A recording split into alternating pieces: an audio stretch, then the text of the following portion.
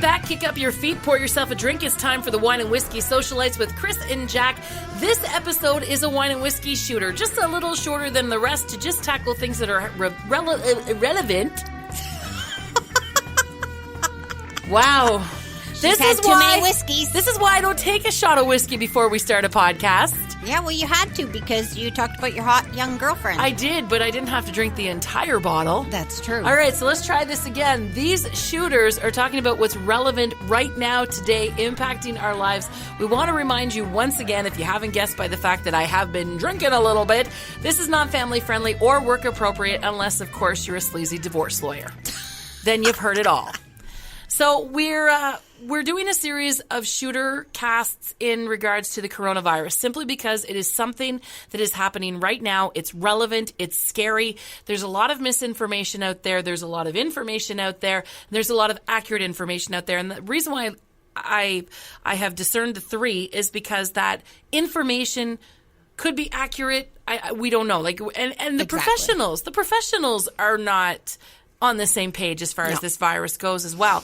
But I think what we want to address right now is a subject near and dear to both of our hearts, mental health and the coronavirus, because I think personally we are going to see a spike in depression. Yes. And we're going to see a decrease in healthy people. Yes. Mentally, emotionally. And we've already seen it on social media, the increase in anxiety. And, you know, people have been talking about it. And what they need to do is shut off social media. Take a break if it's really bothering you. Shut it down.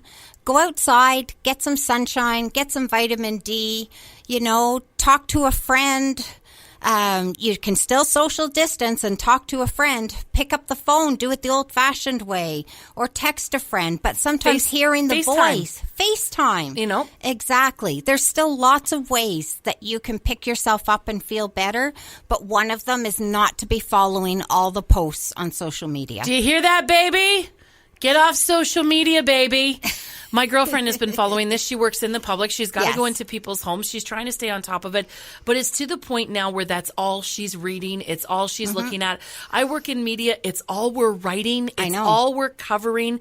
And it really takes its toll on you. And the thing is, we mentioned in a previous shooter that there's a broad spectrum of people. You have the people who are taking it way too seriously, like hyper attentive, and then you have people who aren't taking it seriously at all. And the people that are like hyper attentive, they're really trying to get to the people that aren't taking it seriously without realizing that they're scaring the living fucking bejesus out of the people in the middle. They're scaring me sometimes when I read this stuff. It's ridiculous. I understand. There's a very high death toll in Italy and China, probably the highest we've seen around the world. We're also talking about very small countries with very high populations. We're talking about 67 million people in Italy, and the country is only 303,000 square kilometers. Even if you take out all of our uninhabitable land here in Canada, we're still wow. I got to stop drinking. It's a very serious subject. I need to stop drinking. We're still a lot smaller. Well, we're still a lot bigger. We're bigger, but less population. We have 37 million people. Yes. And the inhabitable land of Canada. Wow! The inhabitable land of Canada is 2 million square kilometers. Yes. So, but the thing is, what's happening is the people that they're trying to get to are not paying attention. No. Because they don't want to pay attention. Exactly. They don't believe in it. They don't care. Whatever their reasoning is, they're not paying attention. And so the people who are paying attention are the ones who are already social distancing, self-isolating, and now they're terrified. Exactly. Absolutely terrified. They're stuck in their houses doing nothing, no social interaction, and they're thinking, shit, we're all going to die because people are trying so hard to get the message across, but they're not sharing any good news. Exactly. And we need to share good news. We need to share the feel-good stories. You know, there's a group in my small town that has put a Facebook page together to go and help people, to bring them groceries, to, if you need anything, you post on this page and they will get it to you. And it's called Caremongering, and it actually Yes. began in Prince Edward Island. So it's something that's kind of catching fire It is, across and the it's country. amazing.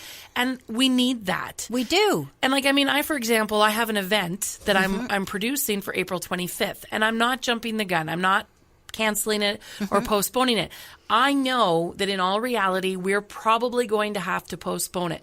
But I still have the event page up and running because I need to be able to communicate with people who've already purchased tickets. Yes. And I shared it to a community page, and I was actually thanked for keeping hope alive. Yes. Because I'm saying that I see an end to this. I don't know when it is, but there is an end coming, and let's have something to look forward to. We need more of that.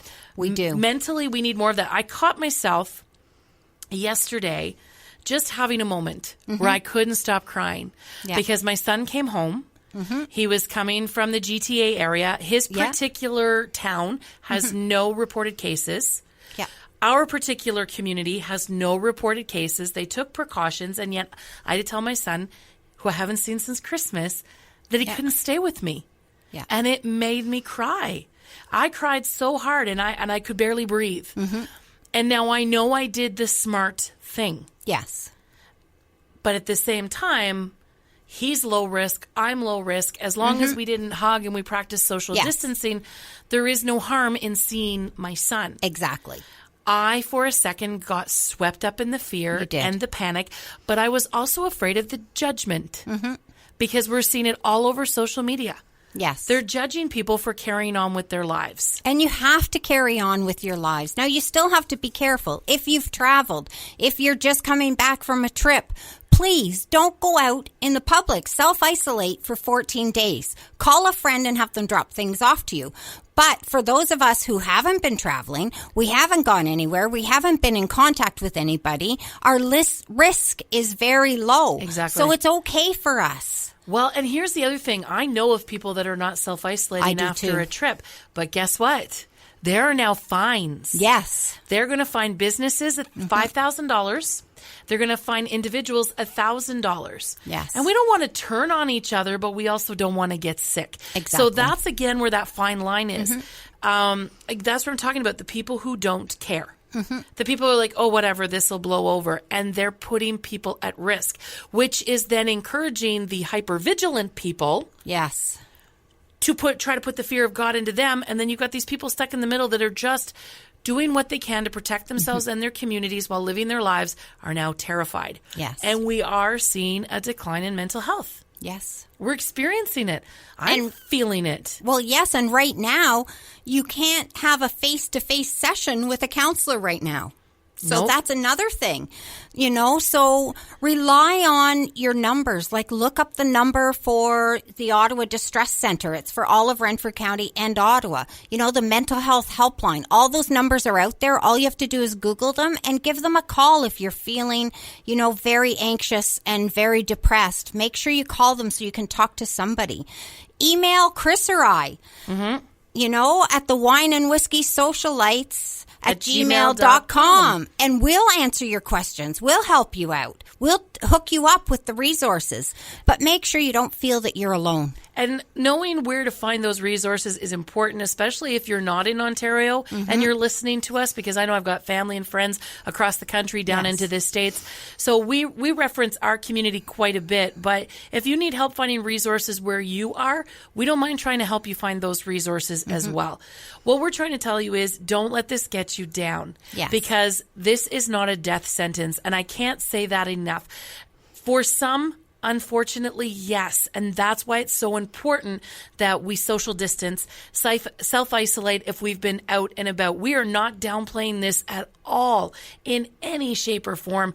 We just want you to be reasonable and sane about this, because it's very easy to lose our heads. It is, for sure. And look for caremongerers. Be a caremonger. Yes, be a caremonger. Even if you're someone who can't actually go out and help somebody, find that social media page and share it. And if there isn't one for your community, create one. Yes. If nothing else, it's to share information, to talk. It's a support system that's so valuable right now. So again, just keep washing your damn hands. Stop stealing the fucking toilet paper. Leave me some frozen vegetables. Yes, exactly. Poor Jackie doesn't have any frozen vegetables. And just keep living your best life as best as you can. Exactly. Get out there and go for a walk. I dare you. Cheers. Till next time. Bottoms up, everyone. Be safe.